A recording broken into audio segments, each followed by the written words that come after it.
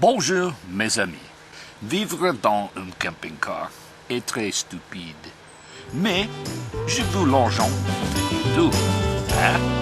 Telephone goes off in the middle of the night. A voice that you know well, but a stranger's tone alright. Actually, the funny thing about YouTube is the narrative language between the genders that are used by the nomads on YouTube, male versus female. For example, the women are so independent and strong when the men aren't.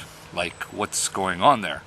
And besides, I assume that the feminists had won equality and we're all equal now, so we don't need to create false narratives of who is strong and who is not, because after all, aren't we the same now? Now, apparently my roving six wheels of RV is merely expressing imperialistic male toxicity. As a Canadian, I must apologize to all the women out there for doing so inadvertently. Now, Carolyn's RV life, contrary to my channel, always talks about how independent and strong she is when ironically relying solely on money of others, which I really don't think meets the true definition of independence.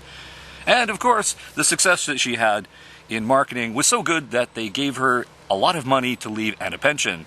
Obviously. They didn't do that? Obviously she didn't leave it successfully and get the golden handshake like the rest of us do when we complete a career. But there is a compelling argument to be made that the women nomads, not all of them of course, are advocating that they are strong and independent, while the men who do the exact same thing aren't. And every time a woman fixes a tire or a leak or an appliance, it's some sort of miracle. When a man does it, it's just expected that you intrinsically have these skills built into you and that you should know how to do this anyway. I think both are nasty stereotypes, and I think we should just get over our gender identity BS and just treat ourselves as we are, people. And often, if I accidentally or inadvertently or out of just common courtesy hold the door open and that person happens to be a woman, often they just say thank you. It's not them bowing down to the male dominance and me kissing their ass. Sometimes a simple deed is just that, a simple deed. Now, divide and conquer is a very old strategy that people use to create an audience all over the world, not just here on YouTube. So I understand the BS, and hopefully you can too. And whatever country you happen to be watching this, I'm wondering, do most of the dangerous jobs that require strength and courage go to the men? Why do the men mostly sign up? How come most of the women aren't signing up to die for their country or do the dangerous jobs? I don't understand.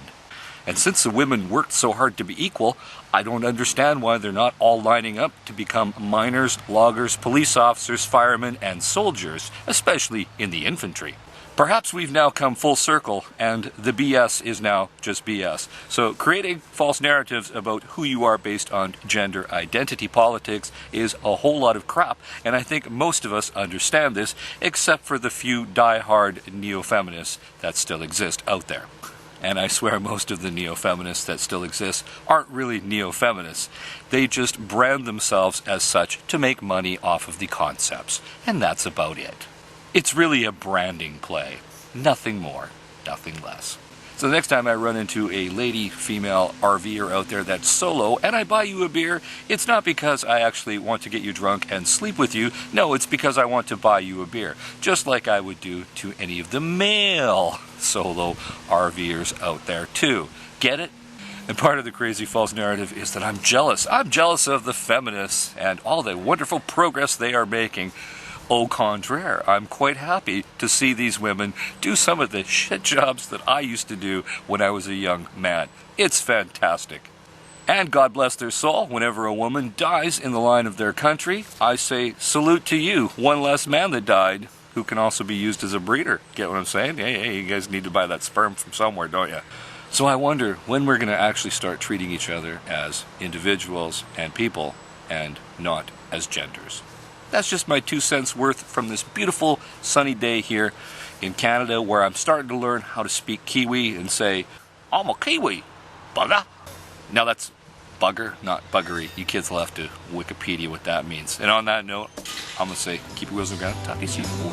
Over. Out.